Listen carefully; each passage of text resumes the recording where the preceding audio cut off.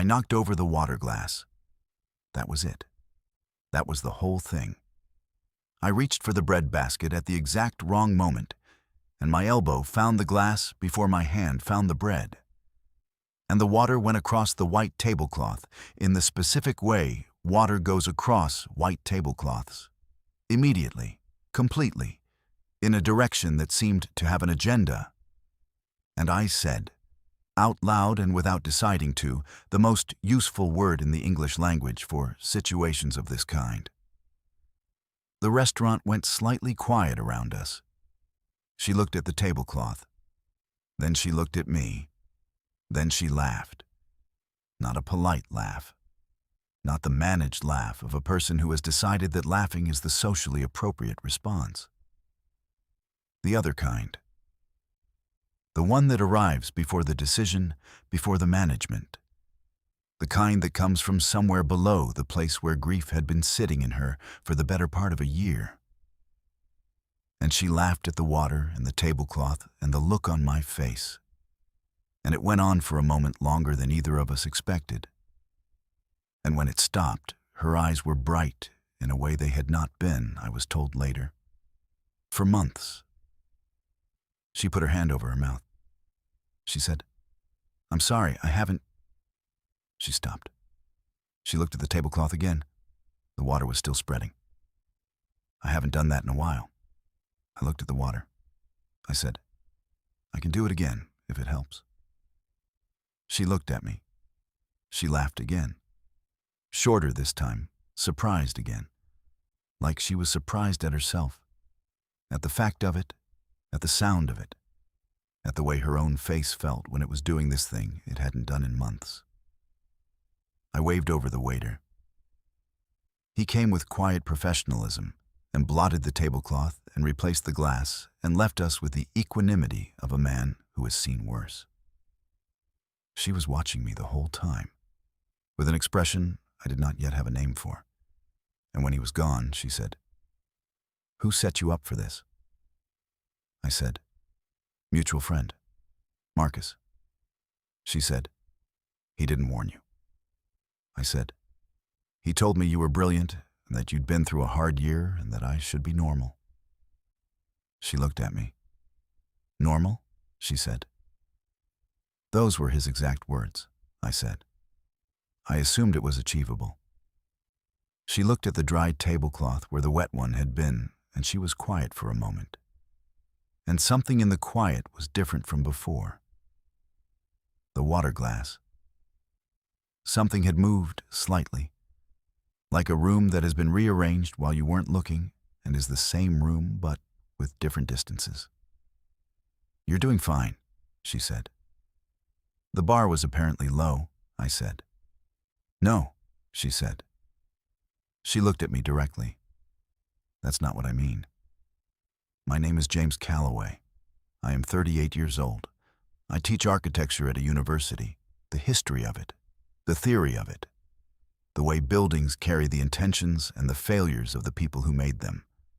I tell students that every structure is an argument about how people should move through the world, which they find either obvious or profound, depending on the student. I live in a third-floor apartment with a north-facing window I chose for the quality of the light and a kitchen table that has served as a desk for 11 years and shows the evidence of this. I was not looking for anything. This is not remarkable. Most people in the vicinity of 38 who are not actively unhappy have arrived at a relationship with not looking that feels like a steady state. I had my work and my habits and a social life that was sufficient, and friends who occasionally decided, as friends do, that sufficient was not enough and that what I needed was to meet someone. The someone was introduced to me by Marcus at a dinner party 4 months prior, briefly, in a hallway. She was leaving as I was arriving. Marcus had said, "This is James. He teaches architecture." And she had said, "The history or the doing." And I had said, "The history." And she had nodded once and said, "Good, someone should," and left. I had thought about that exchange more than was warranted. Her name was Diane O'Say. She was 36. She had been a landscape architect. She designed the living structures around buildings, the planted spaces and green corridors that make a built environment habitable. And she had stopped working 18 months ago when her husband had become very ill. And he had died 11 months ago. And she had not gone back to work yet. Though Marcus had told me she was beginning to, slowly, the way you begin things again after a long stop. She had warm eyes and the particular composure of someone who has learned, through necessity, to carry a great deal without showing all of it. She dressed with the precision of a person who has decided that some things are still worth getting right. She had strong opinions about the relationship between planted space and built space. She had told me this in a hallway in 30 seconds, and I had known from those 30 seconds that she was someone who thought in full arguments rather than impressions. She had a pair of reading glasses that she kept in her jacket pocket and put on and took off when she was reading a menu or a document, and took off the moment she was done with them. As if the glasses were a specific tool for a specific task, and wearing them past the task was imprecise. I had noticed this in the first 15 minutes. The setup had been Marcus's idea, and also, I understood later, the idea of several other people who had decided collectively that 11 months was long enough for a specific and careful kind of intervention. Not to replace what she had lost. Nothing in the world could do that. But to give her one evening in which something ordinary happened, in which she sat across from a person who did not treat her like a wound, and did not look at her with the specific careful sadness of people who knew what she had been through, but simply talked to her the way people talk to each other when they are getting to know each other. And the getting to know is the whole point. I had not known any of this when I accepted. I had known she was brilliant and had been through a hard year, and that I should be normal. I had then knocked over the water glass. The waiter had replaced the glass and restored order, and we had, for a moment, the particular quality of two people who have shared something unplanned and are deciding what to do with it. She put her reading glasses on to look at the menu, decided, took them off, and set them on the table beside her. "Landscape architecture," I said. She looked at me. "Marcus told me," I said. "I've been thinking about what you said in the hallway 4 months ago, about the history." "I said someone should do it," she said. "You said good? Someone should," I said. Which is a different sentence. There's approval in it. Mild, but there. She looked at me with the expression of someone recalibrating slightly. "You remembered the exact sentence," she said. "I teach the history of arguments made in built form," I said. "I tend to remember how sentences are constructed." She was quiet for a moment. She turned the glasses over in her hands once, then set them back down. "What did you think it meant?" she said. "The sentence."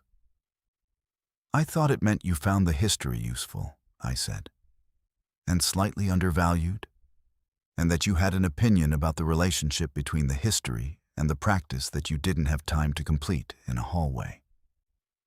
She looked at me for a long moment. "Do you do that with everyone?" she said. "Do what?" I said. "Listen to the part of the sentence that didn't get said," she said. I thought about this.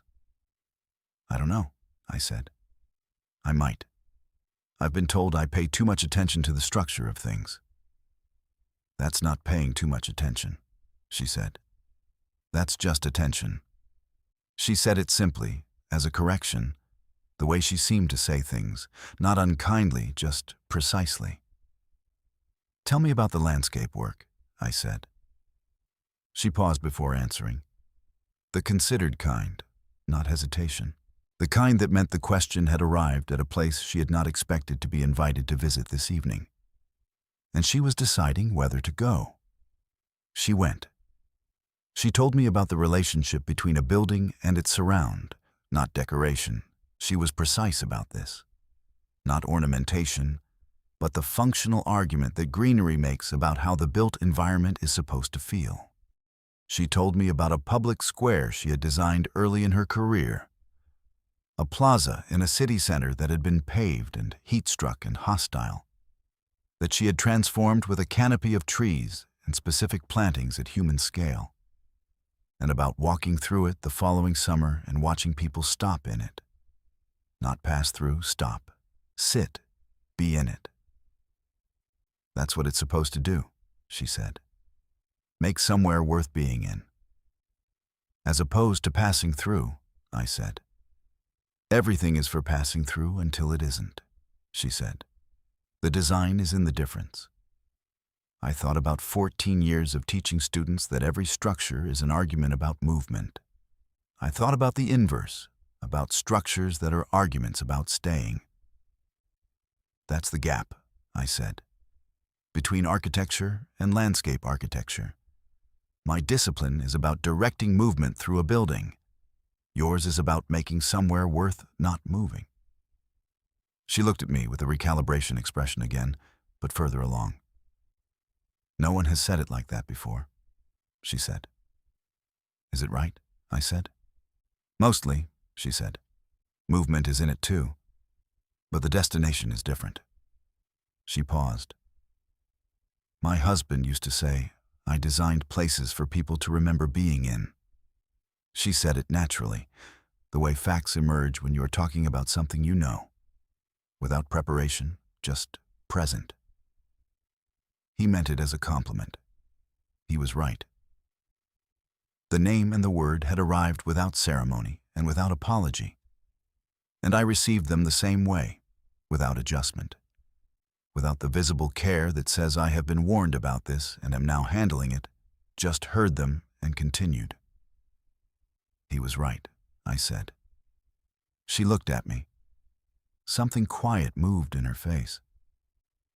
He was usually right, she said. It was extremely inconvenient. She said it with the specific dry precision of someone who has loved someone for a long time and knows exactly what they found impossible about them. And the love is in the precision. She said it, and then she looked at the table for a moment, not from grief, but from the private satisfaction of an accurate memory. I have poor survival instincts around women who loved someone well and know it. Tell me about the inconvenience, I said. She looked up. Specifically, I said, the category of thing he was most reliably right about. She looked at me for a moment. Then she told me. She told me about a kitchen renovation he had argued against and she had proceeded with, which had been a mistake she had lived with for 3 years before admitting it. About a route she always took that he always said was longer, and she refused to clock and then clocked one day and did not tell him the result. About a plant she had been certain would thrive in a north-facing spot, and he had been certain would not. And they had disagreed about this for 2 full growing seasons before the plant settled the question in his favor. She told me these things the way a person tells things about someone they carry everywhere. Lightly, with the ease of long familiarity, with the small private joy of someone taking an object they love out of a pocket to look at it. I listened with the whole of my attention, and I did not look careful about it. The plant, I said. What kind? Lavender, she said, which I maintain should be more adaptable than it is. The information on the label was ambiguous. You've argued this with the plant, I said. I've argued it with the memory of the argument, she said, which is less satisfying but more available. She looked at me with a water-glass expression, the one from before, the one I hadn't named yet, the one that was something between recognition and relief. You're not careful, she said. I try not to be, I said. Most people are, she said, when they know. They have a specific quality about them, the people who have been told. They watch their sentences. I was told to be normal, I said. Marcus again, she said. It was his only instruction, I said. I took it seriously. The water glass, she said. An earnest attempt, I said. She looked at the glasses on the table. She picked them up and put them on, and looked at the dessert menu and then took them off and put them down. Dessert, she said. Yes, I said. Good, she said. The chocolate thing. We should get it. We got it. After dessert, she put on her jacket, and I put on mine, and we walked out into the evening, which was the cool side of October in the way that October evenings are. And we stood on the pavement with the restaurant behind us and the street doing what streets do at 9 on a weekday. She said, I'd forgotten. I waited. That it could be like that, she said. Just a conversation that goes somewhere you didn't expect. She was looking at the street. I'd been telling myself I wasn't ready, and I think that was true for a long time. But tonight I think... She turned the thought over. I think I was ready, and I didn't have evidence of it. And now I do. One data point, I said. One is enough to begin, she said. I work in evidence. I thought about the plaza and the trees at human scale and people stopping rather than passing through. There's a lecture next Thursday, I said. At the university. A visiting architect, Moroccan, she's doing extraordinary work with passive cooling structures. The relationship between the built form and the landscape around it is central to the method. I paused. It's a public lecture. I thought you might find it interesting. She looked at me. That's not a date, I said. It's a lecture. The distinction is available if you need it. I don't need it, she said. All right, I said. She was quiet for a moment. Then she said, James. Yes, I said. The water glass, she said. I haven't. I'd forgotten that a thing could catch me off guard like that. In a good direction. She looked at me directly, with the full attention she gave to things she was deciding to say clearly. Thank you for not being careful. Thank you for laughing, I said. It was unplanned, but it seemed important. It was, she said. Something in her face settled. Not the grief leaving, nothing as simple as that, but something alongside it, making slightly more room. It felt like myself. For a few minutes. I'd missed that. I did not say anything, because nothing needed to be added. I let it be what it was. She said goodnight. She walked to her car. I watched her go with the October air doing what October air does, and I thought about the space between a building and its surround, and the design being in the difference between passing through and staying, and a white tablecloth and a water glass and a laugh that arrived before the decision. She came to the lecture. She arrived 3 minutes before it started, which I understood was characteristic of someone who is precise about time without being early. And she found me in the row I had told her I'd be in, and she sat beside me and said, the cooling structures, like a continuation of a conversation. And I said, wait until she gets to the roof geometry. And she waited. And when the architect got to the roof geometry, Diane's hand on her knee went still, and she leaned forward very slightly, the way she leaned toward things she was fully inside. After the lecture, she had 6 questions. She asked 4 of them to me, walking out, and the other 2 she asked the architect directly in the reception afterward, in the way she asked questions, precise and without preamble. The question that contained the things she was actually after, rather than the polite approach to it. The architect answered with the specific quality of engagement that happens when someone asks the right question.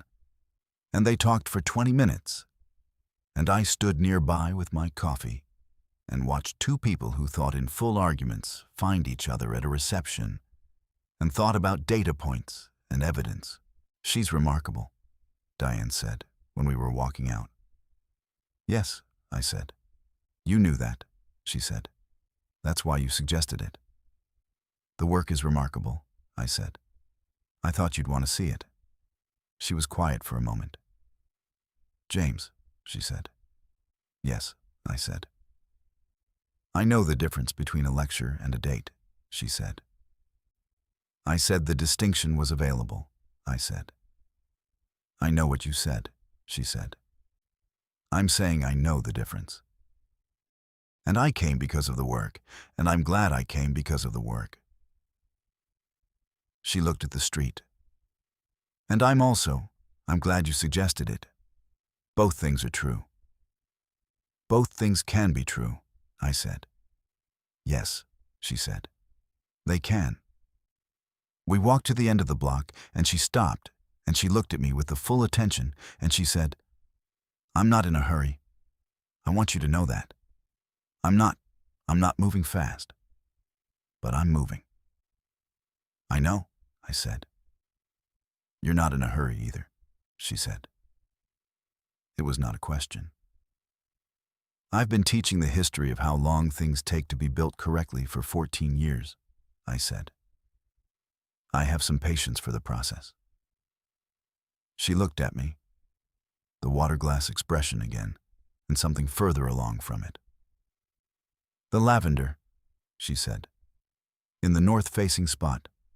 I planted a different variety in the spring, a more adaptable one. How is it doing? I said. Very well, she said. It turns out there's a variety suited to almost any condition, if you find the right one. A pause. I told him, out loud, that he was right about the first variety, and I was right to keep trying. She said it with the same ease she had used at dinner, the private joy of an accurate memory, the love visible in the precision of the complaint. Both things, I said. Both things, she said. She said good night. She walked to her car. I stood on the pavement and thought about planted spaces and the argument they make about being worth staying in, and the specific design of a place that makes someone stop rather than pass through. And I thought, I am not in a hurry, and I am also not going anywhere. We were not in a hurry. This is the truest thing I can say about what followed. The next months had the quality of something being built with attention to the foundations, not slow from reluctance, but slow from care. The pace of something that intends to last. She went back to work in the new year, part-time at first and then fully. And the work coming back gave her a specific quality in the evenings when we saw each other, not back to herself. Nothing was ever simply back to itself, but forward to a version of herself that had grief in it and also had this. And this was its own thing. She brought the reading glasses everywhere. I had started noticing this as a habit, and had stopped noticing it as a habit, and had started noticing it as hers, which is the progression of attending to someone over time. The thing becomes not a detail, but a fact of the person. Something you would not know how to unknow. In the spring, she showed me the plaza, the one from early in her career, the paved hostel square she had planted into a place worth stopping in. We drove out on a Saturday and parked and walked through it in the afternoon light, and she did not say much. She just walked me through it the way she walked through things she knew well, at the pace of familiarity rather than demonstration. People were in it. On benches, in the light through the trees, the particular quality of people who have stopped rather than passed through. You made this, I said. Yes, she said. It's an argument, I said, about what people deserve from a built environment. She looked at the plaza, then at me. That's what he always said, she said, almost exactly. She said it simply as information, as the accurate thing. I heard it as the accurate thing. He was usually right, I said. Yes, she said. Extremely inconvenient. She was looking at the plaza with the private joy of an accurate memory, and I was standing beside her in it. And the afternoon was the kind that makes cities look designed for exactly that light. and the trees she had planted years ago were the size they needed to be. And it was, I thought, a place worth stopping in. She reached over and took my hand. Not dramatically, the way she did most things. Precisely and without excess, the way you take something you have decided is yours to take. I held it. We stood like that in the plaza she had made, in the spring light, and neither of us said anything for a while because nothing needed to be said that the plaza wasn't already saying. 2 years later, when people asked about us, she said, "He knocked over a water glass on the first date and said a word that made the whole restaurant look up, and I laughed for the first time in months." She said it with the precision she said all true things, without sentimentality and without the details omitted. I always said, "Marcus told me to be normal." I did my best. She always said, it was exactly the right amount of normal. I always said, the bar was low. She always said, no, it wasn't. We disagreed on this point. We agreed on most others. She was usually right. I had stopped finding this inconvenient. The lavender, for what it's worth, is still thriving. The adaptable variety. North-facing, as it turns out, suits it fine. It just needed someone to keep trying until they found the right version of the thing. She had been right to keep trying. She usually was. She told him so, out loud in the garden. I heard her do it once. I didn't say anything.